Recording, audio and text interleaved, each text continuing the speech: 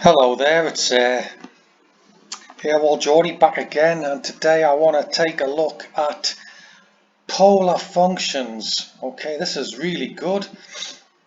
The first thing to note is the different graph paper. Yeah, looks like something off Star Trek. You can see this circular form, and if you look here, we're going to split this up into different sectors. You can see the radian measures here, pi over 6, pi over 3, or 30 degrees, 60 degrees, 90 degrees, and on and on and on. We measure these angles in a counterclockwise fashion.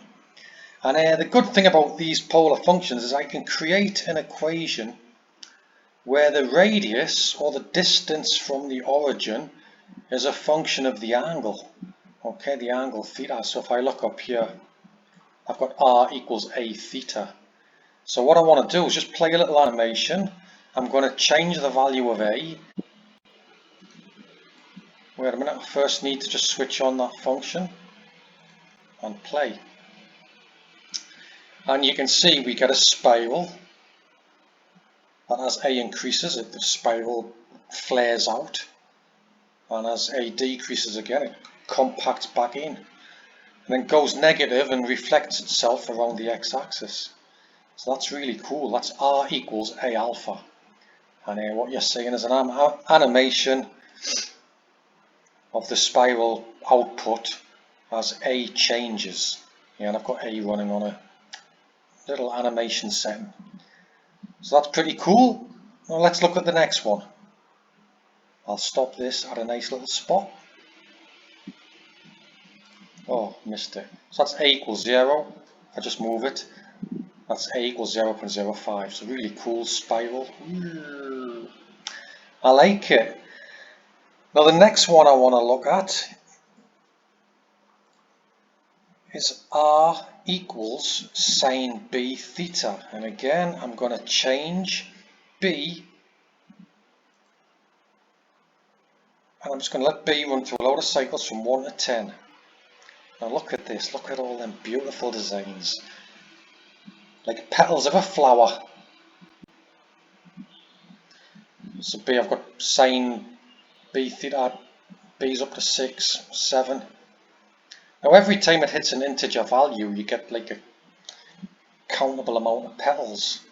So let's put it on, I'm going to put it on 10. There you can see I get, there'll be 20 petals there. If I put it on 9, wow, look at that. 9, come on. There you go. And I can count 9 petals, yeah, 5 above the x-axis and 4 below. If I go to 8, I get 16 petals. So if b is an even number, we get double the amount of flower petals. Yeah. If I go to 7, I get 7 petals.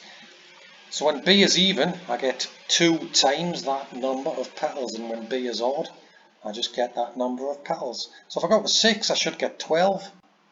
That's exactly what I get. And if I put b as 5,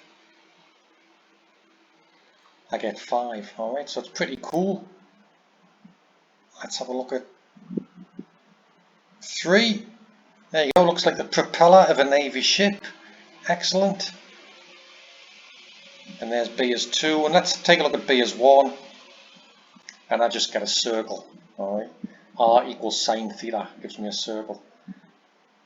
Now the last one to look at is r equals the square root of cos 2 theta. If I switch that on, I get this infinity sign. And that's a beautiful loop. I remember producing that in my apprenticeship when we did signal processing on oscilloscopes.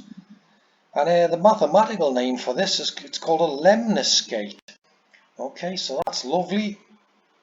That's lovely. Let's take a look at, let's get some all different mix of functions on there. And a spiral. Okay, so we've got 3 different kinds of functions. Absolutely beautiful. And I'm going to disappear. Okay, thanks for watching. Bye bye.